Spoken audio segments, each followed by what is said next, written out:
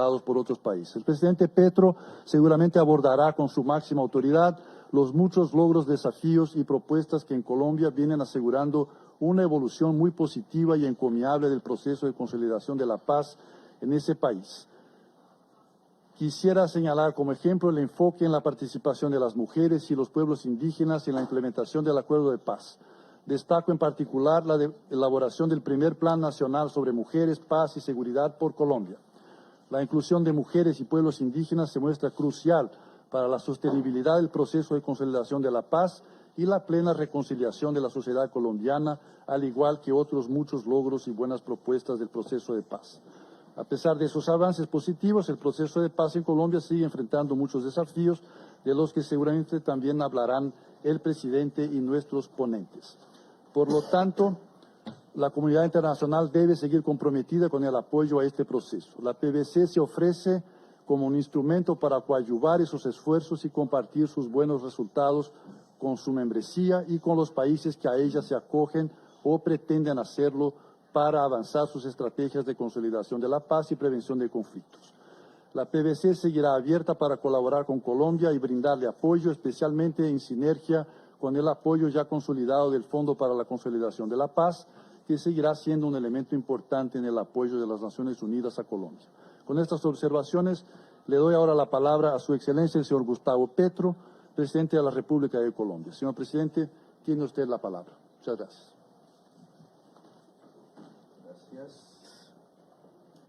Gracias por su atención.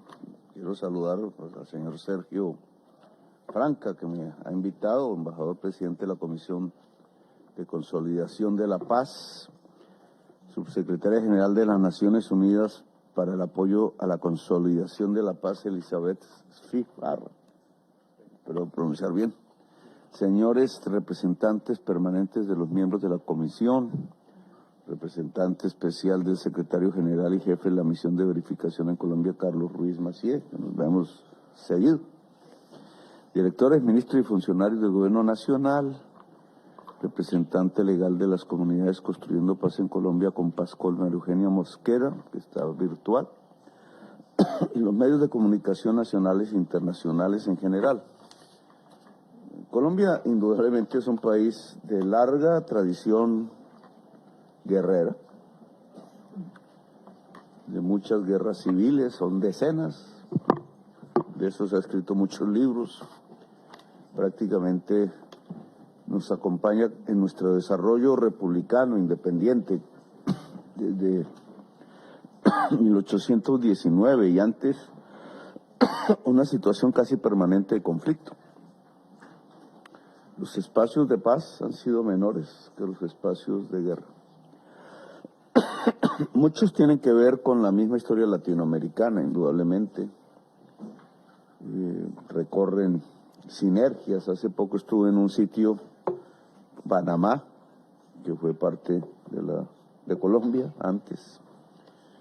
Y quise ir a un lugar que se llama Bocas del Toro, que está en la frontera entre Panamá y Costa Rica, y no pude, pero quería ir allí porque allí están enterrados una serie de personas olvidadas en la historia de Colombia y de Latinoamérica hoy.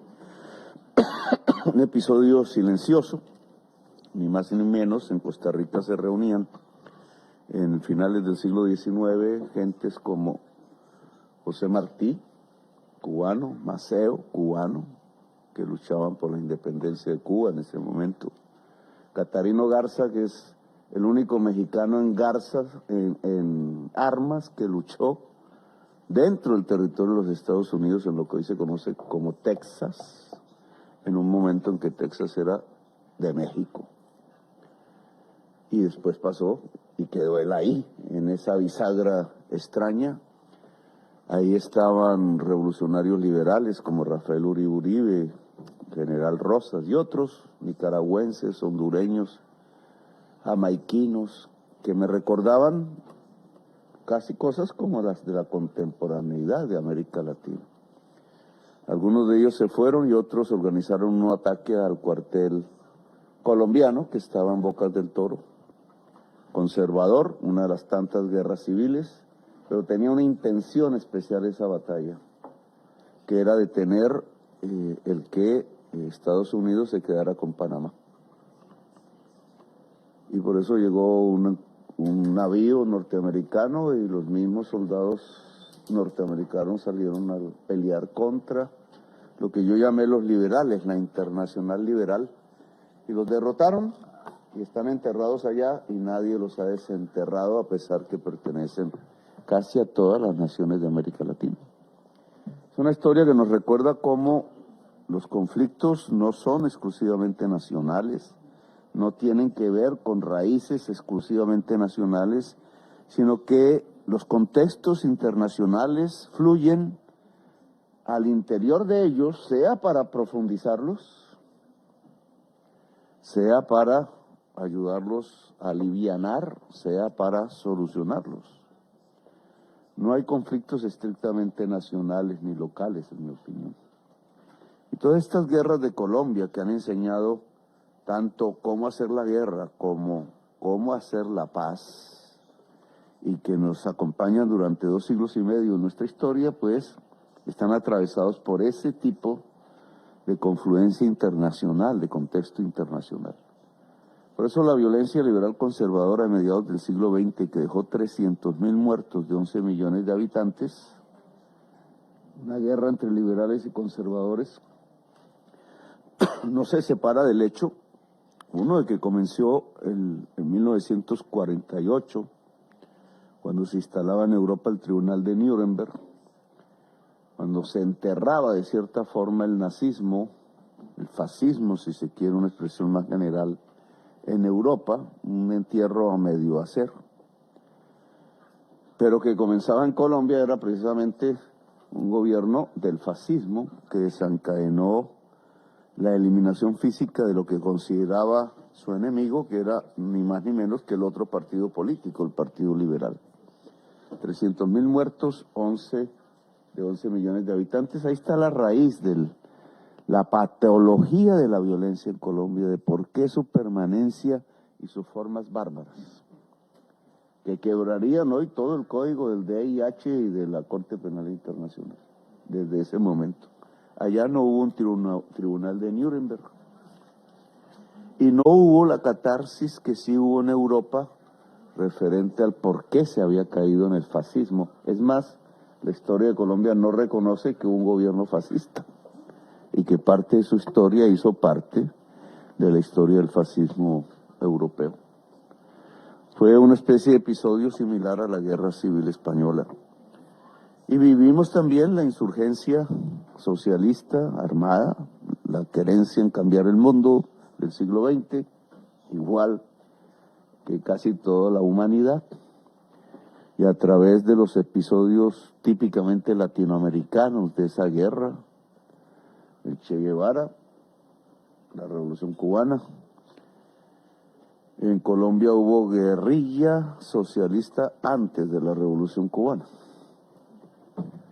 Se derivó precisamente la violencia liberal conservadora y en el contexto del mundo se desarrolló, pero también en ese mismo contexto cambiante se acabó.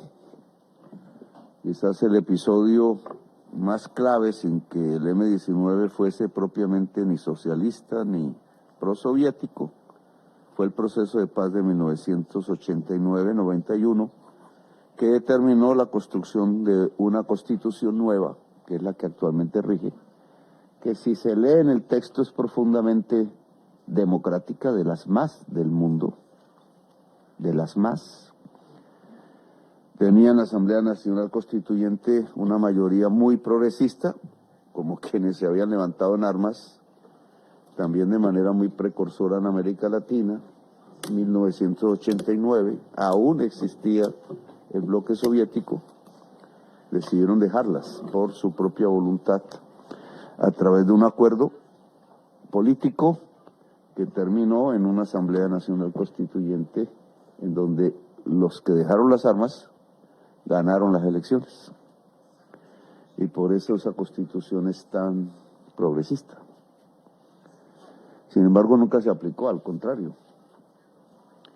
Una vez se decretó la Constitución Nacional, se derogó la Constitución de 1886, un siglo tenía, vieja, arcaica, autoritaria, en sus reformas últimas similar a los regímenes que sufría el Cono Sur de América Latina, estado de sitio permanente, etcétera, estatuto de seguridad, juzgamiento por militares, yo fui juzgado por militares, torturas, todo ese mismo episodio latinoamericano lo vivimos y desembocó en algo que sí no vivió el conjunto de América Latina, que fue el crecimiento del narcotráfico. Pero el narcotráfico colombiano tiene realmente un motor que no está en Colombia, sino aquí, geográficamente hablando, y también institucionalmente hablando. Porque aquí se determinó que unas sustancias fueran prohibidas hace 50 años, y geográficamente muchas de esas sustancias se consumieron mayormente en los alrededores de este edificio. Y eso cambió completamente el contexto de la política, de la guerra, de la institucionalidad colombiana. En lugar de salir a construir un proyecto democrático, un Estado social de derecho, como decía la Constitución, como lo hicieron los españoles después de su dictadura, con sus más, sus menos, que siempre los habrá, nosotros fuimos a otra guerra, la peor, lo que yo denomino la gobernanza paramilitar, la década de los 90 y algunos años de principios de este siglo. Son 200.000 muertos. La Comisión de la Verdad, creada en el último acuerdo de paz, dependiendo de la fecha, hace un conteo de muertos, asesinados. La cifra peor, que es la que arranca el 9 de abril de 1948, habla de 700.000 asesinados hasta la época. Si yo voy y miro las cifras mal, seguramente hechas, pero algún indicador sobre muertos por narcotráfico en América Latina, no porque sean narcos, sino en la misma violencia desatada por una economía ilícita, pues tenemos en América Latina 1 millón de muertos, asesinados. No hay región del mundo que tenga esa cifra en la actualidad. Desde la Segunda Guerra Mundial creo que no ha existido, algo se acercará a alguna de las peores guerras. La del Vietnam seguramente pasó, y quizás la de Irak recientemente. 1 millón de muertos en la guerra contra las drogas en toda América Latina, pero la mayoría de ellos son colombianos, y hacen parte de estos 700.000. Una vez hicimos la Constitución, entramos de lleno a una guerra que tiene que ver, le llamo así, con la economía ilícita, las guerras de la codicia. De las guerras ideológicas y por el cambio del mundo pasamos a las guerras por la codicia, y son las que tenemos. Cada fase de esas, con su contexto internacional diferente, ha tratado de ser superada a partir no de la victoria militar, en realidad nunca la ha habido, sino de acuerdos de paz. Los liberales y conservadores a mediados del siglo XX hicieron el suyo en España, en Benidorm. Se creó el Frente Nacional, compartieron el poder, dejaron de matarse, es una paz exitosa. Nunca más liberales y conservadores se volvieron a matar entre sí. Pero a partir de ahí, de la ausencia de una democracia real, porque compartir el poder significaba excluir a los demás, pues nació la guerra insurgente, básicamente rural, campesina. El mundo rural ha sido el escenario de la guerra en Colombia, no tanto el urbano. Y durante décadas esa guerra se desarrolló con los mismos pulsos del mundo, y luego la de la codicia. Son las 3 fases de la guerra. Estamos hoy en algo que se puede llamar la violencia armada por la codicia, por el dinero, articulado a decisiones del mundo. Y esto es un poco lo que a mí me gustaría señalar. Mientras hacemos esfuerzos por acabar las guerras, algo las hace renacer.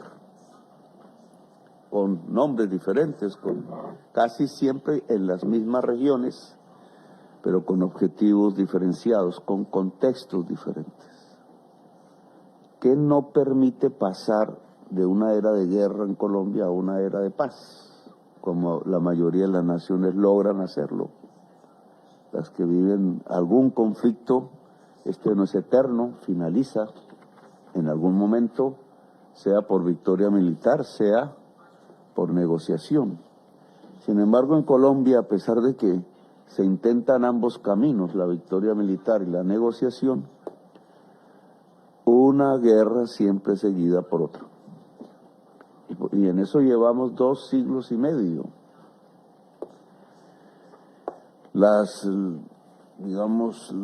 razón que yo doy, puedo equivocarme, no tiene que ver con una genética específica, no es porque los colombianos somos así, que es una explicación demasiado vulgar y simple. Realmente los colombianos somos más bien alegrones, bailadores y enamoradores. Y las mujeres colombianas, pues ni se diga, son una explosión de vida. Colombia es el segundo país en biodiversidad natural del mundo. Yo le llamo el país de la belleza, pero no me equivoco en poner esa afirmación. Esa explosión vital también es una explosión cultural de diversidades. Somos territorios, ese es un tema clave en esta discusión. No somos una nación homogénea completamente, ni siquiera de cerca. Somos territorios profundamente diversificados porque nunca hubo un imperio indígena en Colombia. Las montañas, los Andes, que se dividen en 3 cordilleras, lo impidieron por su dificultad para bajar y subir. Aisló regiones unas de otras relativamente. Los ríos eran la comunicación. Los españoles no lograron hacer un esfuerzo mayor. Igual quedaron presos de la diferenciación territorial. Su capital, Santa Fe, Bogotá, no era realmente, no tenía el poder para ser la capital de todo el país. Por eso la independencia terminó en guerras entre federalistas y centralistas, etcétera. La diferenciación regional es parte de la diferenciación cultural y parte de la diferenciación de la vida, de la biodiversidad. Somos una potencia de la vida. Entonces la gran pregunta es ¿por qué nos matamos tanto en medio de ese paraíso? Y la respuesta quizás está ahí, porque esa juntura de diversidades no ha sido posible aún en una construcción de una nación democrática. Porque aún se mantiene la exclusión del territorio, que no solamente es del territorio, paradójicamente es de los territorios que cualquier nación haría más ricos, los del mar, los de las costas, el Pacífico y el Caribe. Lo que nos juntaría con el mundo es lo que se excluye en Colombia, porque nos quedó una visión feudal, y yo diría esclavista, de la élite española que llegó allí y que puso a Bogotá como capital, igual que puso a Madrid como capital de España. Y eso perduró, no se superó históricamente, la independencia no superó esa mentalidad. No ha existido una revolución democrática en Colombia. Y los intentos de las postrimerías del siglo XX, la Constitución del 91 y ahora el Acuerdo de Paz del 2016, que a mí me corresponde desarrollar, no lo han logrado a cabalidad. Y en medio de esa frustración nacional, pues unas circunstancias mundiales que han variado, que a veces ayudan a la construcción nacional, pero que en las últimas décadas ayudan más es a la disolución de América Latina, incluso como un cuerpo político más general, y de la nación colombiana, porque las formas económicas, la globalización, los nuevos poderes fácticos, mediáticos, económicos, la disolución del poder nacional en cierta forma en todo el mundo, nos afecta. Hay 2 temas que hoy podrían o ayudar o complicar las circunstancias de paz y de violencia en Colombia. paz o violencia. Porque cuando hablamos del territorio, que me parece es el tema clave, porque expresa la diferenciación natural, cultural, política de Colombia, social, étnica de Colombia. Entonces, un proceso de paz hoy en Colombia es un proceso de inclusión social del territorio. Estamos hablando del país más desigual socialmente del mundo. No el segundo ni el tercero, lamentablemente ahora, según la OCDE, somos el país más desigual socialmente del mundo. ¿Cómo con una constitución tan democrática como la del 91 podemos tener el país más desigual socialmente del mundo? ¿Por qué no ha gobernado? Porque lo que ha gobernado es un régimen de facto que profundiza la diferenciación social, étnica, territorial. Y entonces el territorio, como un resumen de la diversidad colombiana, es también un resumen de la exclusión. Y yo creo que ahí hay un tema clave para ver las posibilidades de la paz actual del país. El proceso de paz del 2016, a diferencia del 1991, es un proceso que mira el territorio, la subregión, mientras que el proceso de paz de 1991 miraba era la nación, como un concepto abstracto, algo francés, porque el M-19 no era un proyecto regional, sino nacional, y entonces lo que se planteó fue un acuerdo de reconstrucción de la nación como un espacio democrático, y olvidó el territorio. La FARC, que hace el acuerdo de paz del 2016, es de su origen profundamente territorializada, localizada. Son campesinos en armas. Antes de pasar al mundo soviético en su ideología, eran liberales. Era una autodefensa local, una resistencia campesina, ligada a un territorio que querían conservar, del cual fueron desplazados además, y ese desplazamiento armado construyó otros territorios en las selvas de Colombia, en los lugares que llamamos de colonización. Luego, el Acuerdo de Paz 2016 trae a cuento un concepto que a mí me parece fundamental, el territorio. ¿Cómo incluir socialmente, económicamente el territorio en el cuerpo de una nación sin desigualdad abultada como la que tenemos en Colombia? Ahí yo creo que está el reto de la paz. Pero la inclusión del territorio en un cuerpo nacional no es, ya tuvimos un fracaso.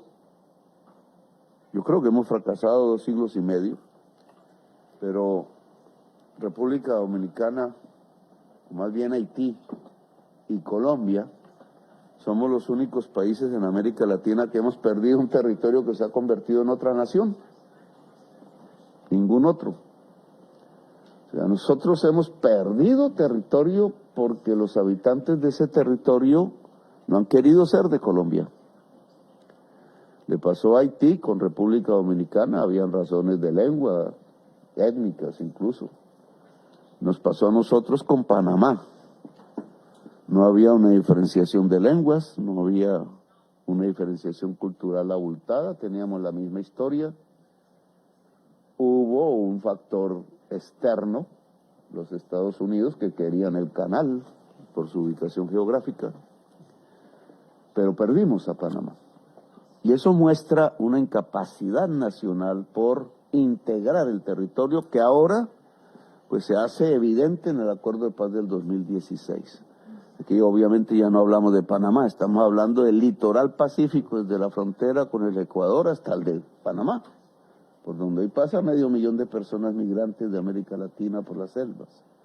Estamos hablando de los sures del Caribe, estamos hablando de la frontera con Venezuela, tanto la andina como la de la altillanura, estamos hablando de la selva amazónica, territorios completamente diferentes unos de otros, que están cruzados hoy por 2 dinámicas mundiales.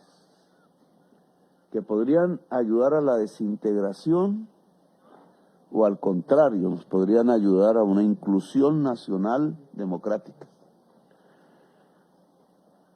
Dos temas: las drogas, la economía ilícita global, me refiero específicamente a la cocaína, pero hay otras de menor dimensión, el oro ilícito, por ejemplo, y la crisis climática que hace de la selva amazónica y de la selva en general el tercer pilar climático del mundo.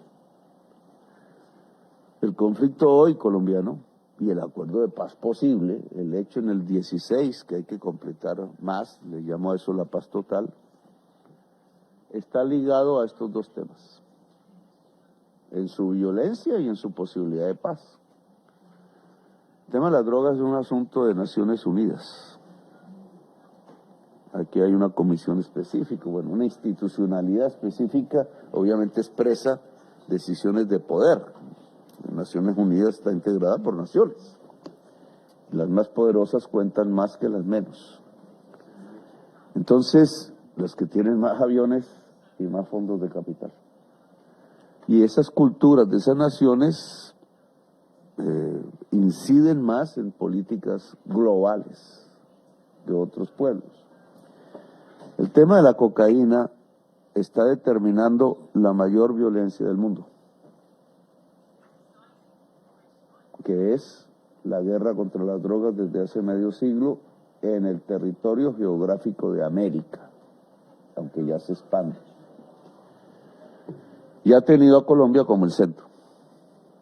Si yo articulo esa realidad con el territorio, pues Colombia tiene unos territorios vinculados a la economía global del narcotráfico, en la forma de cocaína. Ya no por carteles colombianos, eso ya dejó de existir hace mucho tiempo, fueron destruidos, sino por multinacionales organizadas criminalmente, multinacionales que corresponden a muchísimos países de América, de nacionalidades diferentes de América, de Europa, de China, de África, etcétera. Nuestras capturas de narcotraficantes cada vez más son de croatas, de alemanes, de españoles, de franceses, de ciudadanos de Nigeria, de albaneses, de otros pueblos de América que de colombianos.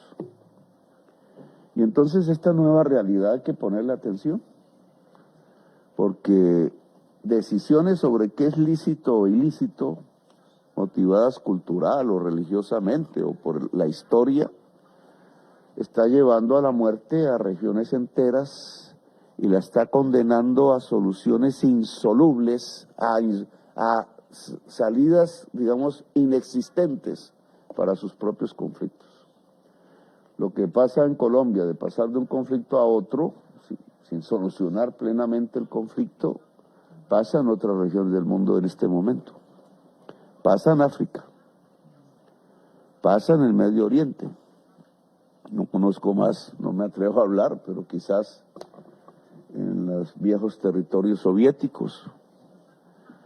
Se baña de diferenciaciones religiosas, incluso étnicas, raciales, culturales, históricas, pero tiene fuentes en lo que aquí se determina que es lícito o ilícito.